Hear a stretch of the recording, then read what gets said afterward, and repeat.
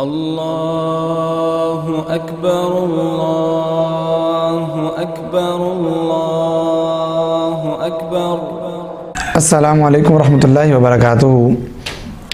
ایک سوال جو ہمیں کثرت کے ساتھ 3 سے 4 مرتبہ پوچھا گیا ہے، اس کی وضاحت بھی ضروری تھی۔ وہ سوال یہ ہے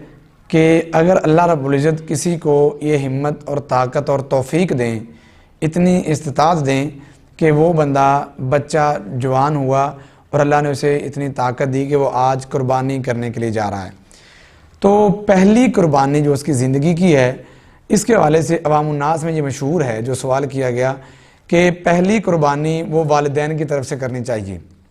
یعنی کہ آپ نے پہلی جو قربانی کرنی ہے تو اس میں آپ اپنے والدین کو شریک کریں، ان کو نامینیٹ کریں، وہ انہی کے نام کی ہدیہ ہو۔ یہ سوال ہے، تو اس میں جواب عرض ہے کہ ایسی کوئی بات نہیں ہے، یہ صرف ایک غلط العام ہے جو عوام الناس کے اندر بات مشہور ہو گئی ہے، اور اس مرتبہ کچھ زیادہ ہی سننے کو یہ بات مل رہی ہے۔ یہاں پہ یہ اصول یاد رکھیے کہ اولاد جو بھی نیکی کرتی ہے، اولاد نماز پڑھے، اولاد ذکر کرے، اولاد قرآن پڑھے، اولاد حج عمرہ کرے، اولاد صدقہ خیرات کرے، اولاد قربانی کرے، ذکر و اذکار کرے، اولاد جو بھی نیکی کرتی ہے، کوئی بھی خیر کا کام کرتی ہے، تو اس میں ایٹومیٹکلی اس کے والدین کو حصہ ملتا ہے۔ تو ان کو نامینیٹ کرنا یہ کوئی ضروری نہیں ہے، یا ان کی طرف سے اسپیشلی قربانی کرنا یہ کوئی ضروری نہیں ہے۔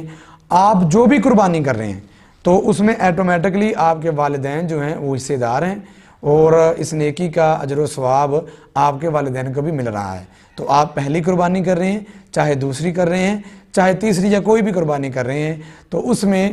لازمی نہیں ہے کہ آپ اپنے والدین کا نام لیں یا والدین کی طرف سے قربانی کریں، بلکہ آپ جو بھی نیکی کریں گے وہ ایٹومیٹکلی آپ کے والدین کو جائے گی۔ تو اولاد کے لیے یہ بات ہے کہ ہمیشہ نیکیوں کی طرف بھاگیں، نیکیاں کریں، تاکہ آپ کے والدین کے لیے یہ آپ کی نیکی صالح ثواب کا ذریعہ بنے اور انہیں جنت کے اندر آرام ملے، قبر میں اللہ رب سکون نصیب فرمائے۔ ھذا ما کان عندی واللہ اعلم بالصواب۔